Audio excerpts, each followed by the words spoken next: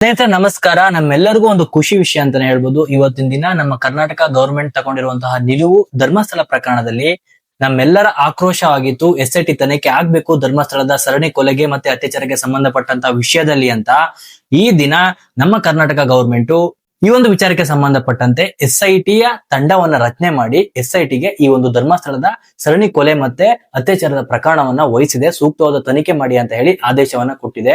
ಈ ಒಂದು order copy ನನ್ನ ಹತ್ರ ಇದೆ. Doctor Pranav Mohanty IPS officer, ಇವರು ಪೊಲೀಸ್ ಮಹಾನಿರ್ದೇಶಕರು. ಇವರ ಮುಖ್ಯಸ್ಥತೆಯಲ್ಲಿ ಸದಸ್ಯರಾಗಿ ಶ್ರೀ ಎನ್ ಅನುಜಿತ್ ಹಾಗೂ ಶ್ರೀಮತಿ ಸೌಮ್ಯಲತಾ ಹಾಗೂ ಶ್ರೀ ಜಿತೇಂದ್ರ ಕುಮಾರ್ ದಯಾಮ ಇವರ ಒಂದು ಅಧ್ಯಕ್ಷತೆಯಲ್ಲಿ, ಇವರ ಒಂದು ಉಪಸ್ಥಿತಿಯಲ್ಲಿ, ಮುಖ್ಯಸ್ಥಿತಿಯಲ್ಲಿ ಈ ಒಂದು SIT ಅನ್ನ ರಚನೆ ಮಾಡಿದ್ದಾರೆ. ಸ್ಪೆಷಲ್ ಇನ್ವೆಸ್ಟಿಗೇಷನ್ ಟೀಮ್ ಅಂತ ಹೇಳಿ. ನಾವು ನಿನ್ನೆ ತನಕ ಏನು ಒಂದು ವಿಡಿಯೋಗಳನ್ನ ಮಾಡಿ ಹಾಕ್ತಿದ್ವಿ, ಸೋಷಿಯಲ್ ಮೀಡಿಯಾದಲ್ಲಿ ಹ್ಯಾಶ್ ಟ್ಯಾಗ್ ಗಳು ವೈರಲ್ ಆಗ್ತಿದ್ವು.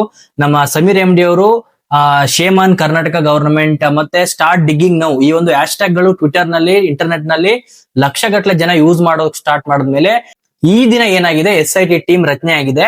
ನಮ್ಮ ಕರ್ನಾಟಕ ಗವರ್ಮೆಂಟ್ ಗೆ ಒಂದು ಹ್ಯಾಟ್ಸ್ ಅಪ್ ಅಂತ ಹೇಳ್ಬೋದು. ಒಂದು ಒಳ್ಳೆ ನಿರ್ಧಾರ ತಗೊಂಡಿದ್ದಾರೆ.